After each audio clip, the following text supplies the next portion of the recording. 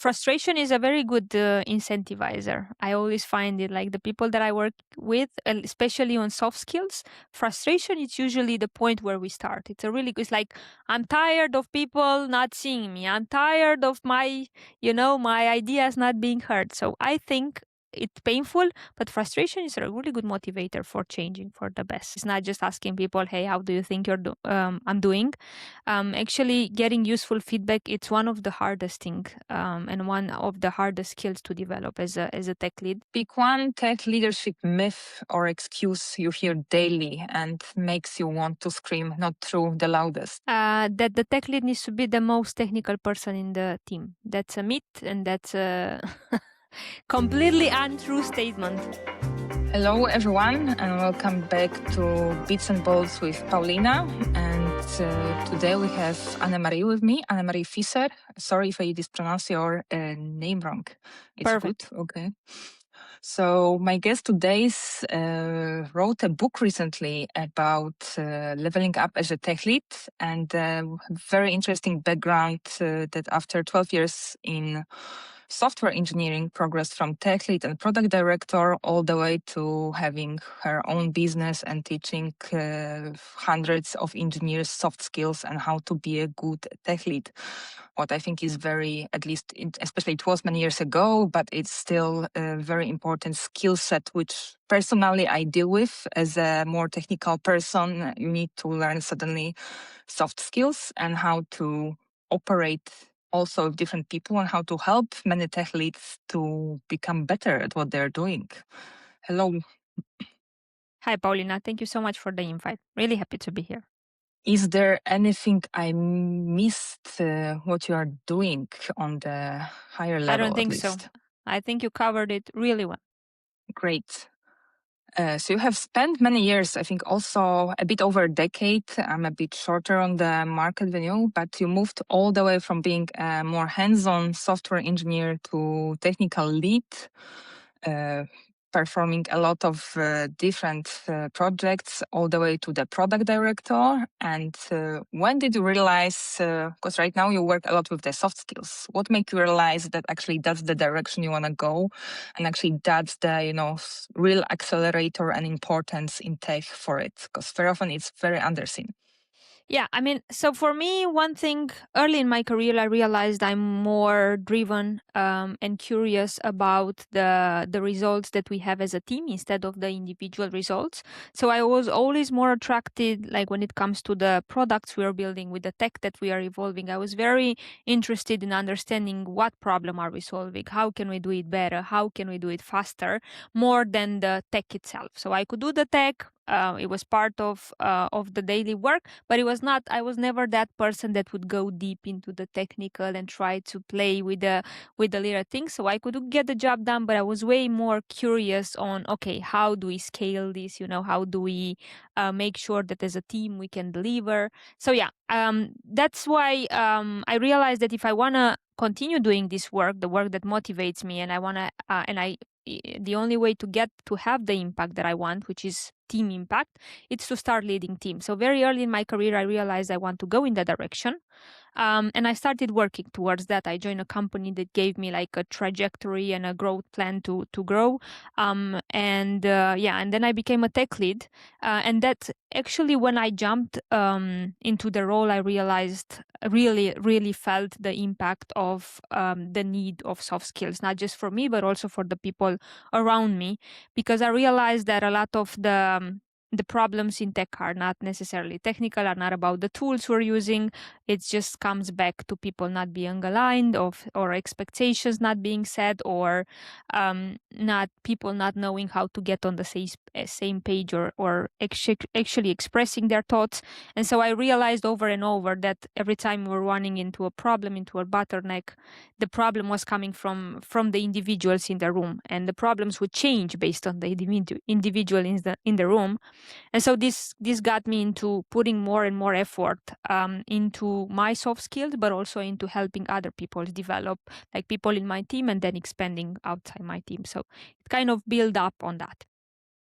Yeah, so as a group of individuals, we create a team, and very often, I think at least there's a difference between, university when you pretty much learn hard core skills, and real world when you actually, in 90% of the cases, you deliver as a team. Hmm. Definitely. That's a difference. Yeah. And you spent many years in the corporate, and after many years there, you decided to go self-employed and found your own coaching and training business called AF Level Up in Tech in 2020. And you're working remotely from Barcelona, I think both one-to-one and workshops. Mhm. What mindset helped you to shift, into going independent away from corporate world? Well, I just have to say that I didn't do the change intentionally. So I left my role in ThoughtWork as a tech lead at that point because I burned out in the role. And when I left, I didn't know exactly what I want to do. I just knew that I needed a break. What developed into a business was kind of just life happening because once I left after a couple of months, people started reaching out to me because a big part of my work was supporting people in their performance review, in their development. And when I left, people were like, "Hey, where are you? We need you." Not just people in my team, but even outside of the company, I was doing, outside of my team in the company, I was doing training and support. And so people started reaching out and we started having coffees, conversations. I was always very interested in coaching as a profession because as I started developing skills as coaching part of my leadership training, and I realized how powerful it is in order to help people change. And so I started my this was like a side thing for me. I started a training in coaching, and so people started reaching out. And started with a coffee, and then I put some structure into it. People were very interested in paying and having a proper setup, and it's kind of evolved from there because I realized that I have a lot of to offer individually as skills and as services, but in a role you don't really realize, how diverse your skill set is. And so, coming back to your question, the skill that helped me the most, I think, was curiosity and flexibility. So once I started, I was very curious. I started having these conversations with different people doing different things and kind of just exploring. I tried this, then I started working with companies on B2B. I started training. I mean, I was doing training, tech leading before, but I started offering it as a service to companies, understanding their problems. And so kind of evolved from there. And here we are 4 years later, in a very different scenario. And yeah, it's just, I think flexibility and curiosity are the key skills that I had to develop because they don't come by default, but I had to develop and they helped me in keeping going in this space. Yeah, definitely. I have a bit similar journey from a bit different specialty, but I think it's, you are a bit pushed out of your comfort zone when you're self-employed and independent versus when you're in corporate world. And following your journey for quite a few years, I follow you for quite a few years on LinkedIn. Recently, you came up with the book, Leveling Up as a Tech Lead, with collaboration with O'Reilly. Big congrats. Thank you. And you provide clarity for thought transition into leadership and how important is transition and getting better as a tech lead in the tech world, because as we talked before, very often we know we are not learning enough of these skills. Mhm. What makes you inspired to actually, hey, there is a need for the book? What was the first? I follow your work for quite a few years, and I know there's a big need, but for people who are not that aware of this issue. So, I mean, once you're in the role, you realize how less like content or how there are not so many resources when it comes to the tech lead role. There are a lot of resources on tech leadership in general. The problem is that it kind of oversees all the different roles. So it's really hard because you have to kind of pick and choose, okay, what from here applies to me as a tech lead. And there's even a lot of content I see for engineering manager or for staff engineer. Actually, there's a lot of books on that. But when it comes to the specific tech lead role, I realize there's nothing. Like on this specific side. And actually, when O'Reilly reached out to me, they had the idea and they saw the need themselves. They were like, okay, we see a gap. we want you to fill it in, right? So that was the conversation, and actually that was for me the validation that okay, definitely there is missing like missing resources there, and we have to do something about it. And so I felt the pain.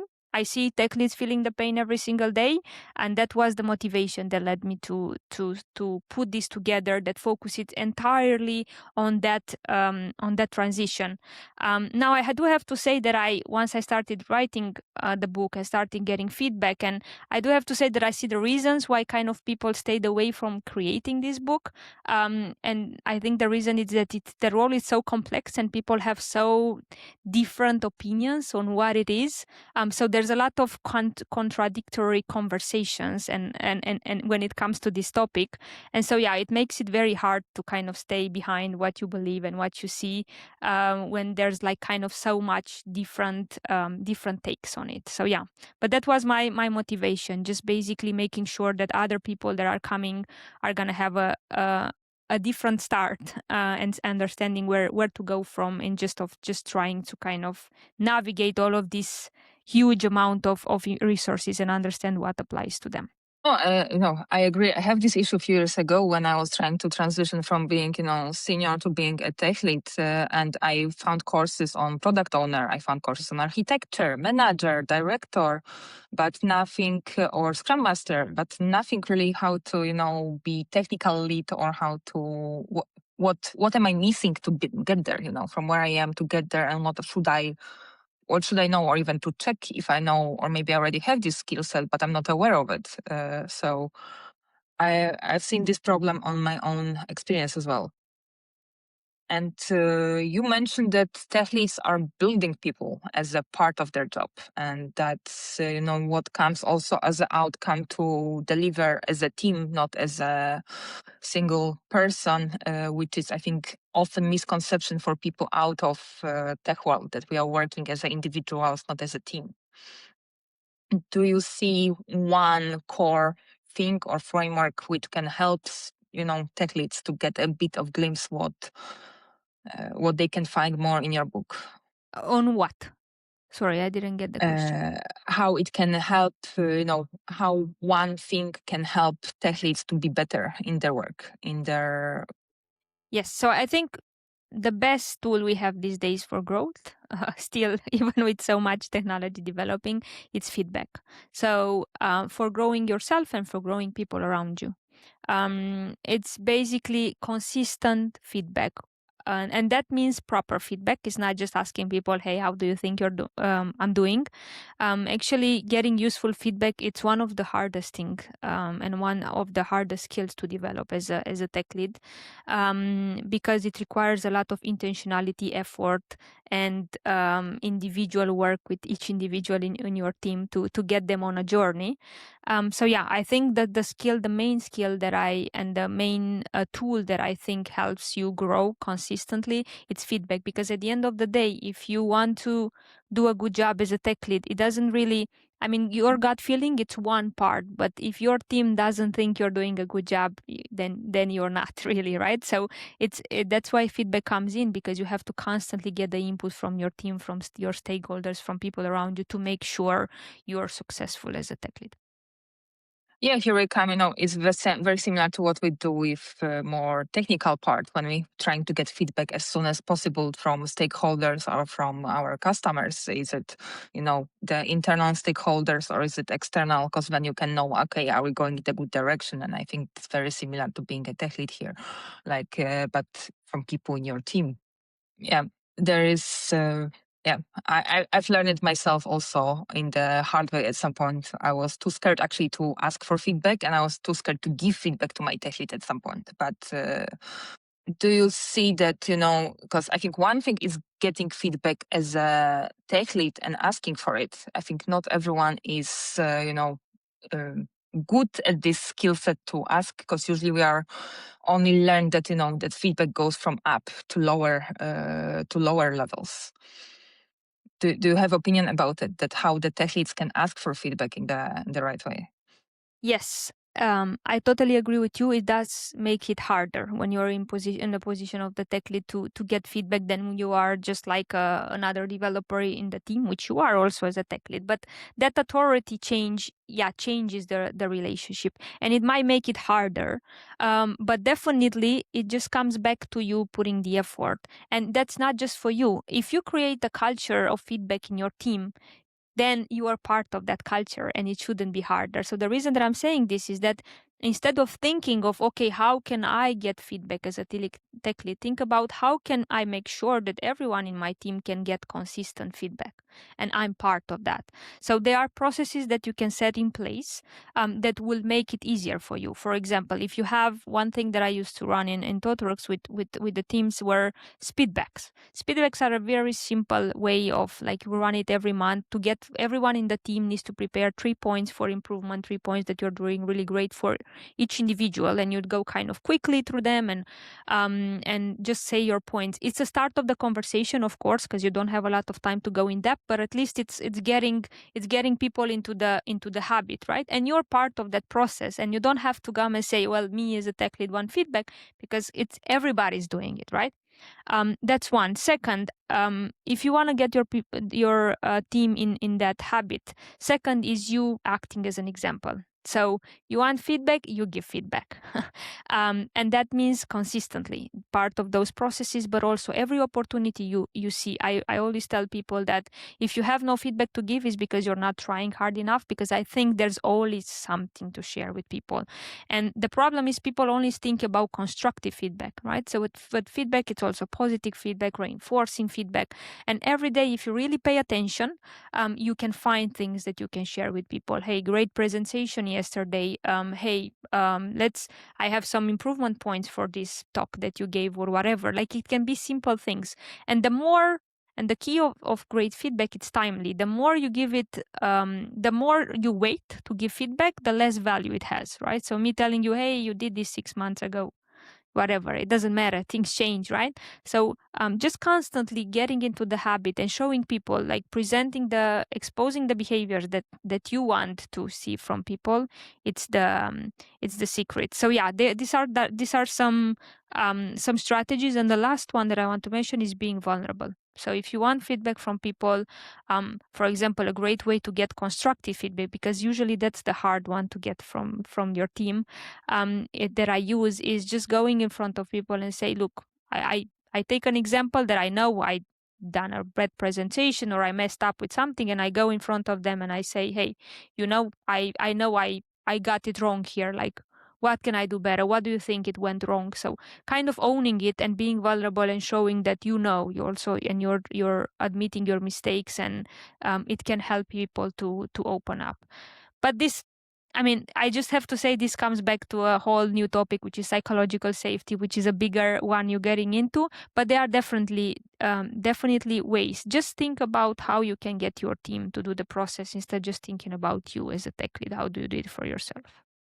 Exactly. So we're building culture here, not only for ourselves, but all for Exactly. everyone involved into group, and lead by example, and show what you want to get back from people. But for me, I'm originally Polish. I live in Hmm. Nordics for last 12 years, and for me, I used to think that I only can get feedback which is negative, because that's a bit of the Polish culture. Of course, it's changing with years, but for me, moving to Nordics and getting feedback on positive stuff, that was, for example, for quite a shock for me.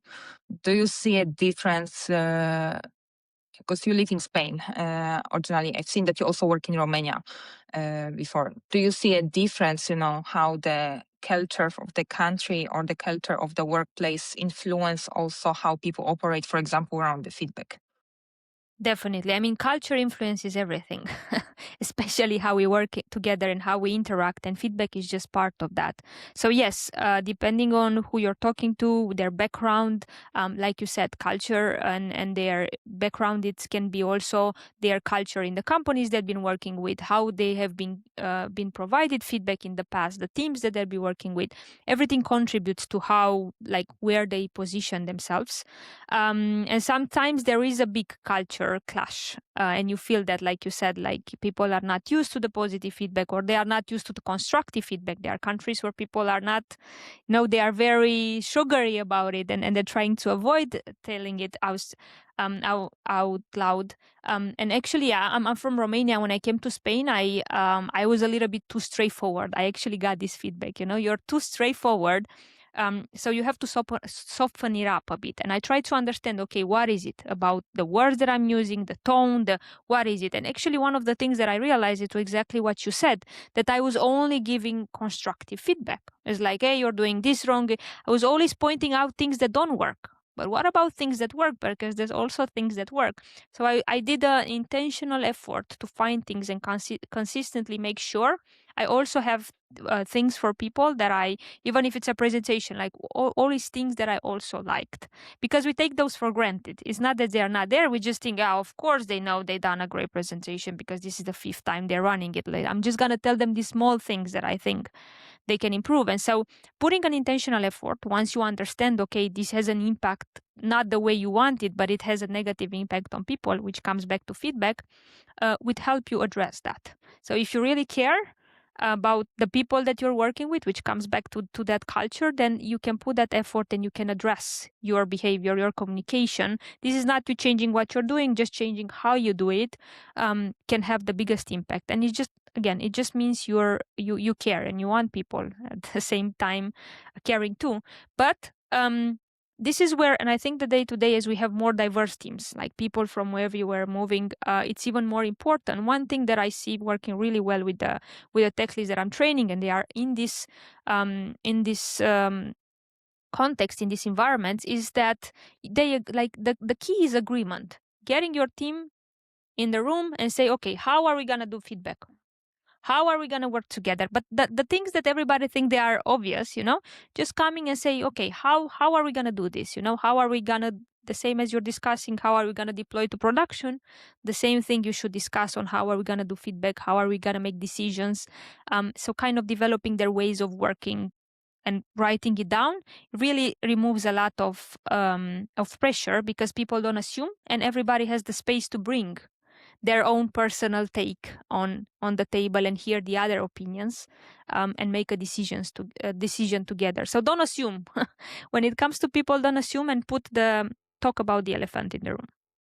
I couldn't agree more. And also working as a external advisor very often to the team, I even have very often situations that I'm external to the particular team and they already have established ways of working, and it's both for soft skills or for processes, or giving a feedback, or also giving a feedback for the code and so on, and some certain rules there. And I also mentioned hey, I'm external. I don't know your ways of working. Can you tell me what are your ways of working? Can you introduce me to your ways of working? Because I have different experience. Something else might be my standard or my normal versus your standard. So I know that we might be clashing sometimes if we are not agreeing on it. And if we do agree on it, or at least we hear each other, it's much easier and much smoother to collaborate much faster later on, versus if we don't have this conversation early on. I mean, that's where you see it. I think, as you were sharing, when you jump into this consultancy phase, I mean, you mentioned you worked in the consultancy, even corporate. I also did too. But when you're working with the client every single day, this is one of the things that you're seeing, because you have the pressure, right? It's not just the people change on that side. So your adaptability needs to be even better. Yeah, and you need to know how to also find the information, because people don't gonna come and hand it. They might give you a short introduction, but they don't gonna give you all the information which you need to being able to deliver fast, or work fast, or work smoothly with the customer or with the people in the team. Because they assume common sense, and this is where the problem comes in. People assume that this is the normal, right? But common sense is different for each and one of us. This is the problem, that if you don't put it out loud, everybody has their own assumptions on where you are and how we're doing things. So I think your strategy of actually going and questioning the things that are obvious it's a very good strategy. But at the end of the day, I think it's also important to keep in mind that it's okay if you mess up, as long as you care and you keep in mind and you have that continuous conversation with your team in the retros, in the feedback, whatever, where they have the chance to tell you, hey, you mess up and you can address it. Then you don't have to worry always about not doing the wrong thing, because you're always gonna mess up. I mean, it's part of it, no matter how much you prepare. So I'm just trying to say that actually I think that's a big opportunity for you to create culture with your team, is when things go wrong. I think actually the character of a leader really pops up when things go wrong, because when everything goes great, we can all be. But when things are really, the production messes up, that's where your true character and how you're leading shows up. And I think that's a great opportunity for you to create that culture, that psychological safety in a team, on how you deal with failure and how you deal when things go wrong. Also, coming from other angle, I think it's a very good opportunity to question stuff, because very often if you have a new developer, it doesn't matter if it's external or internal, very often they have fresh point of view. So it's a very good opportunity to question everything, from processes to how we do stuff in technical way, in more soft skills way. What are processes? Why do we have 5 tools sometimes to do the same thing? It's a very good opportunity to question stuff and change stuff and see a fresh point of view and improve as a result. I always say that having a new team member means you have a new team, because the whole dynamics of the team changes. Like one individual, again, these are variables we're working with, one individual can change completely. So coming back to those conversations, once you have a new team member, I would go back to, these are our ways of working. How do you feel about it? Anything that we need to adapt or in order for this to work? I think that's again a great opportunity for you to reassess where you are, what's working, and what can you adapt to make sure it's working for everyone. Because at the end of the day, you cannot be 90% inclusive. You either do it for all or you don't do it at all. Yeah, and very often you have also different dynamics. As we talk about culture, you are also, similarly to me, woman in tech, which we are still a minority, even so many in 2026. And I've seen you are working with global women tech leaders in Spain. I'm, for example, mentoring in one of the female-led organization in Denmark. So there is still big need for, changing this. And I see also how dynamic it's hard to get us, and there's whole study and industry that conversation itself why there's so little women. But I also seen how it's changing the dynamics when the woman is a tech lead, and also how it changing team dynamics when you have different ratio of women versus men in the team. Mm-hmm. I mean, it comes back to that. I think whatever diversity, you need diversity in the teams if you want to get the power of that. I like to call it complementary power, right? Because people complement each other when they are different, and finding that commonality and like differences or in putting it together, I think it brings real value. And yes, you feel it. I agree with you. I mean, I think this is going to be a continuous journey we're going to go through as like being a minority in tech for whatever, from whatever area. But I think, based on what I'm seeing, we've come a long way along these years, and I think companies, teams are definitely starting to appreciate the power of diversity. But yeah, I agree with you. It's a little bit harder when you don't have so many similar faces or people to identify with in the room and speak up, and it makes it a little bit harder. But I also think it's once you use it right, it can be a superpower. Definitely. Do you think that female and male tech leads focus on different stuff? Well, I don't think it's I think it comes back to the individual preferences. I don't think it's necessarily a gender thing. I do see that the problems that they're facing every single day are the same, because it comes back to people, so that doesn't change. I think it comes back to what you said about the culture and what they are encouraged to do. I mean, I have to tell you, I'm coming from Romania, and in Romania, I never felt the clash. I mean, in university we're like 50-50. Like there was never this like really strong and I don't know in Poland, but I kind of think it's the same. Like it's not such a big difference, but correct me if I'm wrong in regards to the to the ranges. But when I came here in Spain, I was shocked. Like I was literally shocked because I realized like women are not that are they are not encouraged to go for a computer science. They are literally told against, like you're not supposed to do this. This is not for you.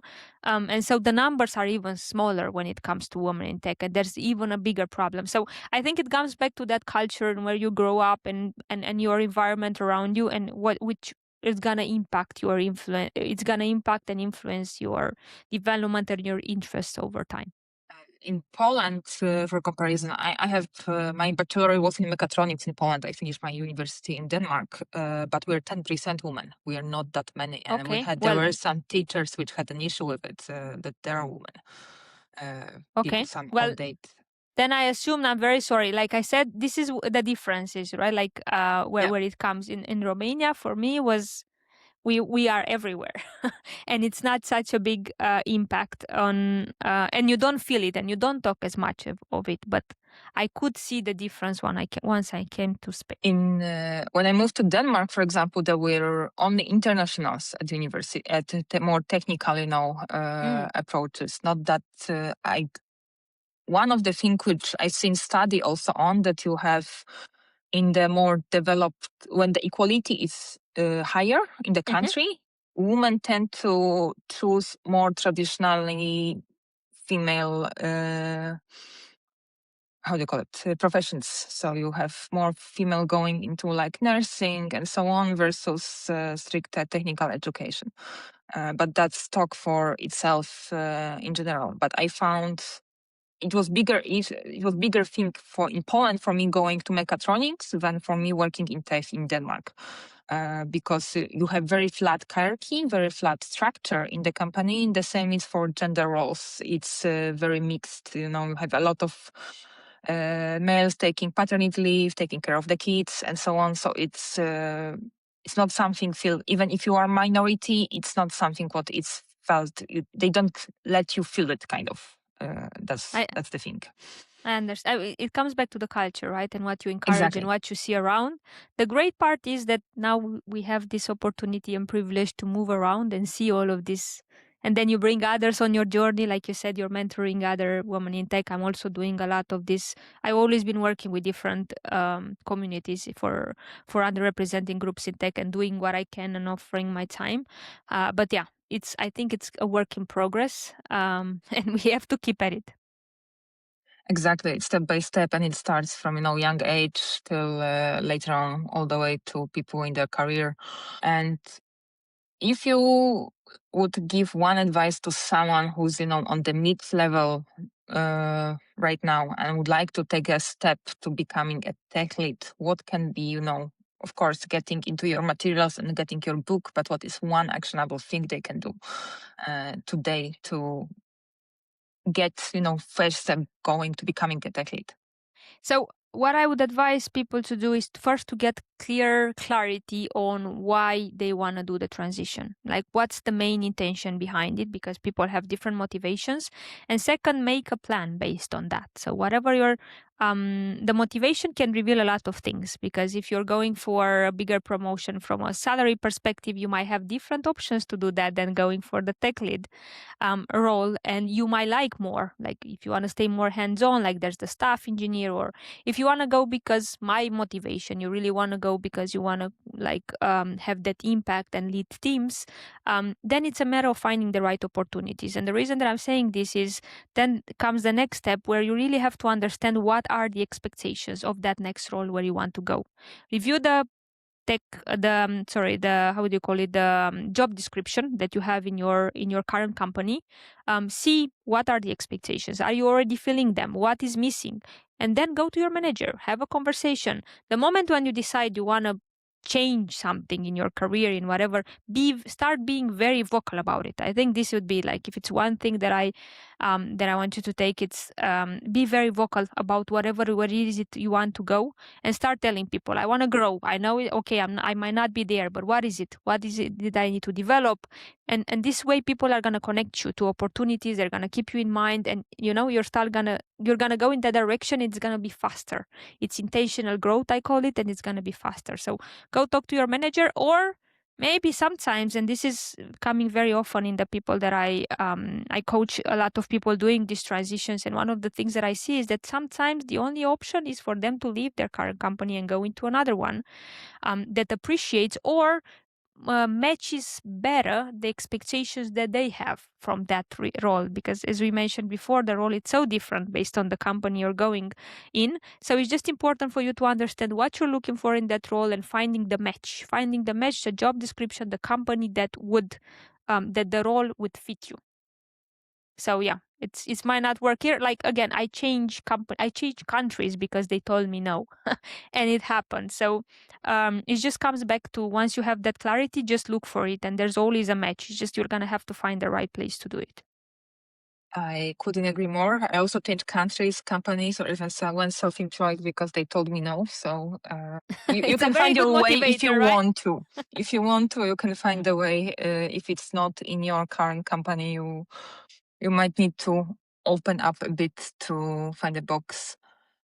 But frustration is a very good incentivizer. I always find it, like the people that I work with, especially on soft skills, frustration is usually the point where we start. It's like, I'm tired of people not seeing me. I'm tired of my ideas not being heard. So I think it's painful, but frustration is a really good motivator for changing for the best. So getting a Exactly. no contributes to that. Exactly, because very often if we are in the comfort zone, we are, I don't need to change, it's good enough here. It's, a golden cage a bit sometimes, even if we know we want something more or something else, or we want to grow towards the role, but we don't have enough motivation because it's comfortable enough to stay where we are. And that's okay. I think Yeah, sometimes you're just like, look, this is pretty good. I'm gonna enjoy this for as long as it lasts, because it doesn't last forever. And I'm gonna go out of my comfort zone. I want to. And that's okay. I think people feel very happy when they make that decision and they don't feel trapped. Because it's one when you say, I know these are the good things, these are the shit things, and I'm choosing to stay here. And one when you feel like something is holding you down because you don't have other options. So yeah, perspective helps you to make decisions instead of feeling trapped. definitely. And I think being a tech lead, it's not for everyone. I work with the brilliant tech engineers or, principal engineers who didn't want to be a tech lead because it was too stressful for them. And the company tried to push them to become a tech lead. And it didn't really finish well. Do you have any advice for the companies how to choose their people to promote towards tech lead? Because sometimes you have very people who are very good technically or they're very good with teaching, but they don't want to have this responsibility coming with becoming a tech lead. Well, start by having a conversation and understand what people want. First, who would like to go for that role instead of you pushing the ones that you think that they should be there?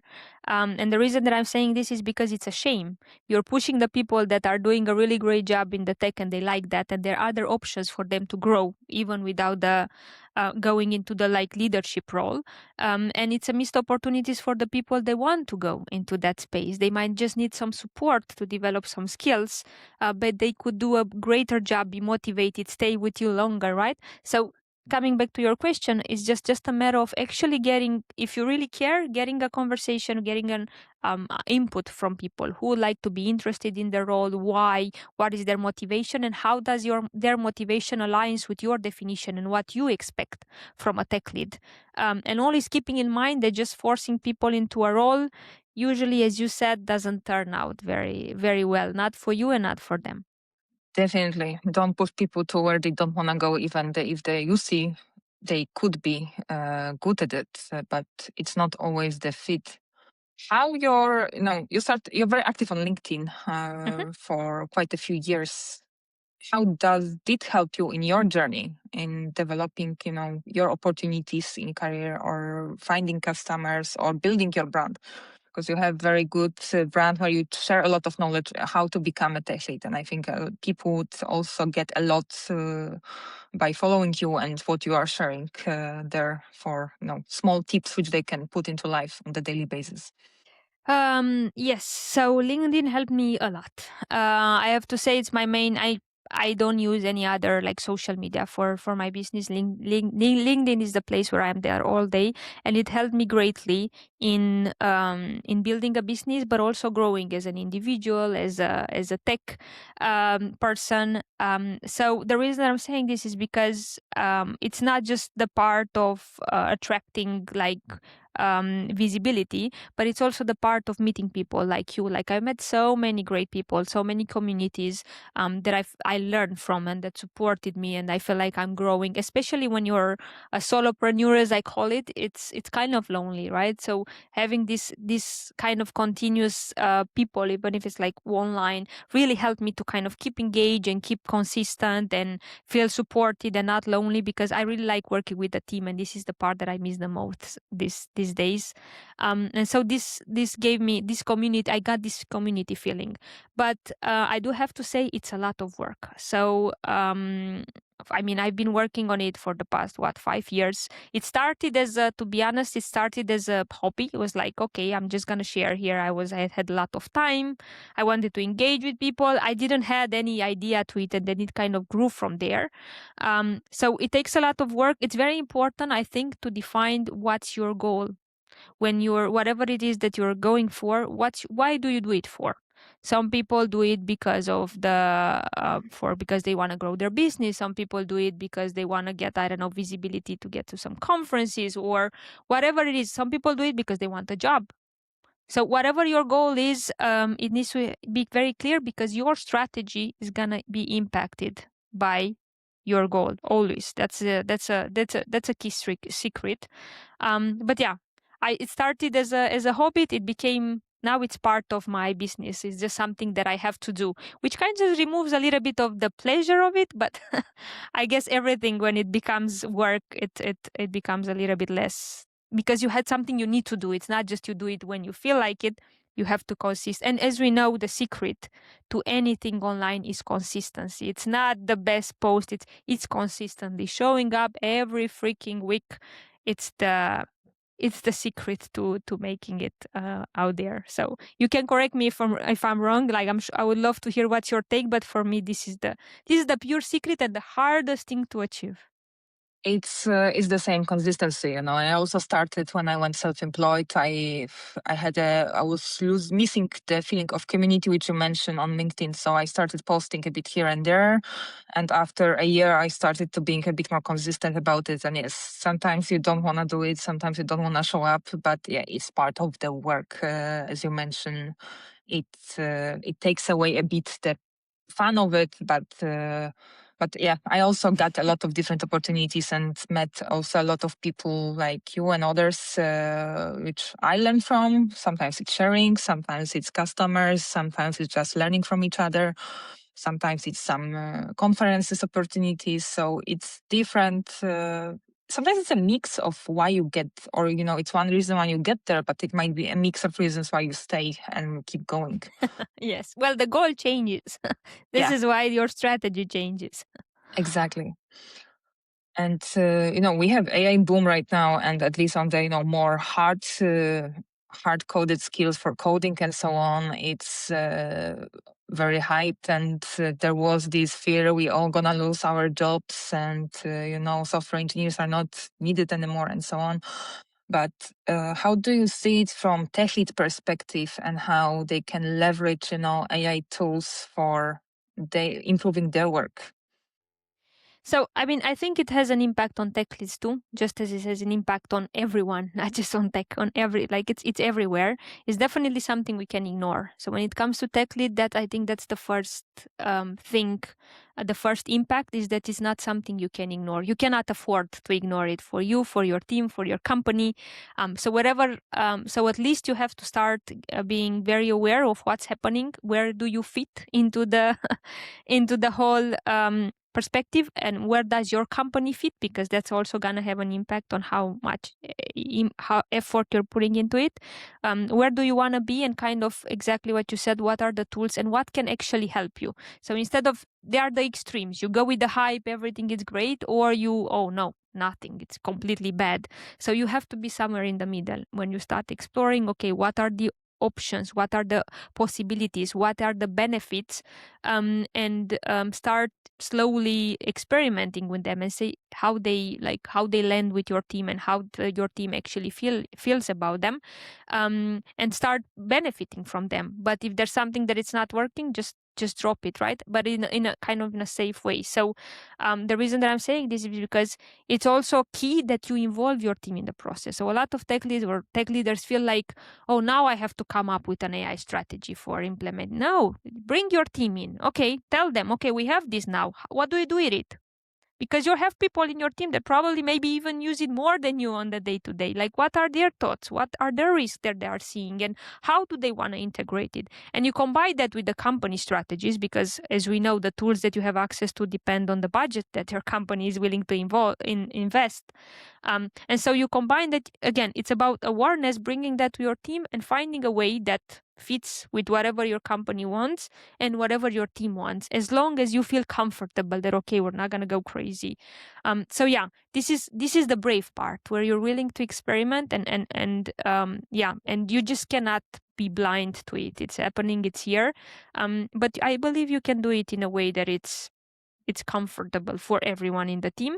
And the most you involve your team, this is the secret of always involving your team, is that it doesn't stay just on your shoulder. If it goes well or bad or whatever, you're sharing it with your team, it's not just on you. And this really, really makes a difference when you're leading a team. And the main reason of it is that you're doing it together, and people like that, because when you involve them in decisions, they are more committed to it. So it's a win-win for everyone.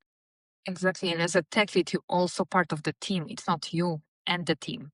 You are all Ex- together in it.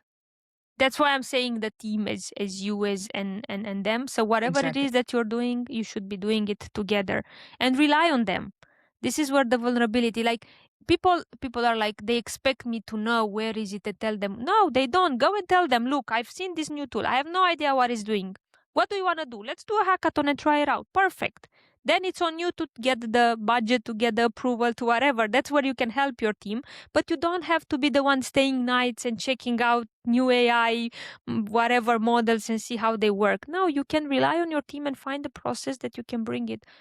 Like, I'm a fan of learning on the job. So for me, finding ways that you can get yourself and your team to continuously learning and develop while you're aligned with the company, I think it's the secret. No one should be spending nights trying to learn extra things, because we have enough things that it is, right? So I think that's the healthy way for everyone. And very often, the bigger the teams or the companies have the time which they allow their employees to allocate to learning new stuff. Like, is it half a day? Is it a day? And for some tools, you might not need even approval if you do it on your, kind of disconnected to from the code base and so on in the sandbox, which is not connected to any team. Because one thing which we also need to be aware of, one thing is a budget, another thing is security, which is still not very defined in AI space. It is getting there. There is some baselines, but it's still very new field on the level we have it and how wide it is compared to all other parts of IT security. So I think you need to be aware of this as well. I have few rapid fire questions for Okay. you, and then the last questions are when and also where they can find you and your book.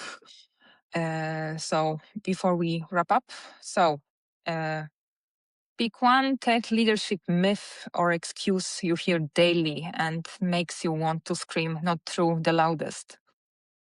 That the tech lead needs to be the most technical person in the team. That's a myth, and that's a completely untrue statement.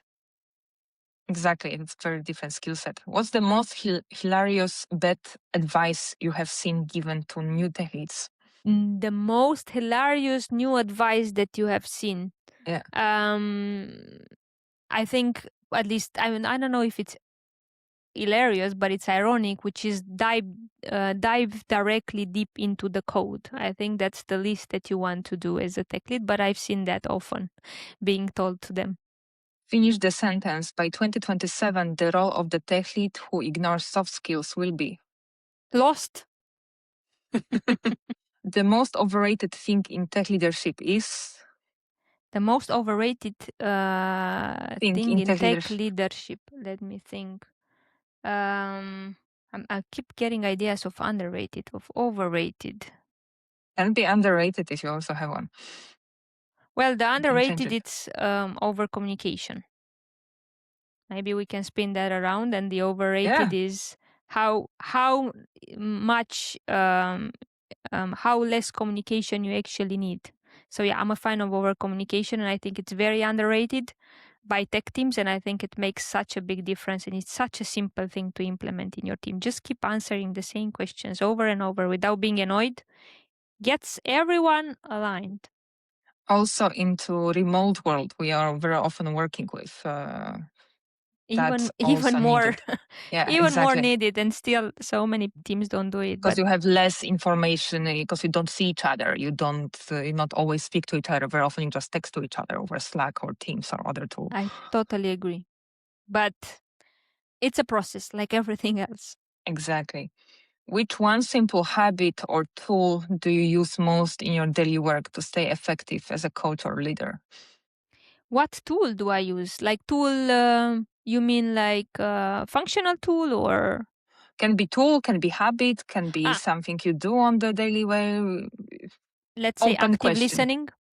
I think definitely. proper listening, like in everything that I do, is not just the coaching, but when I'm working with clients, when I'm working with companies, like if you want to build a quick relationship, the best way to do it is to shut up and listen. People love talking about themselves if you're willing to listen, and they will always remember the person that really listened to them. So yeah, I listen.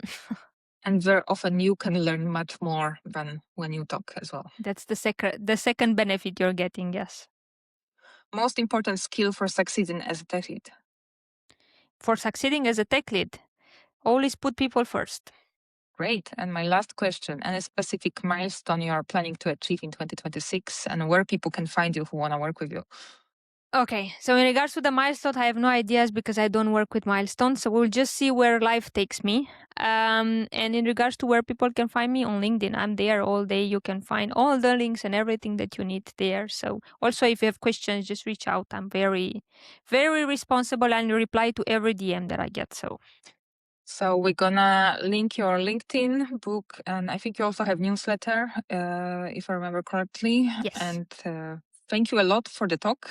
It was great having you.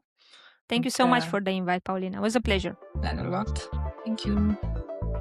That's it for today's edition of the Bits and Bolts with Paulina. Did you like what you heard? Of course you do. Tell your friends.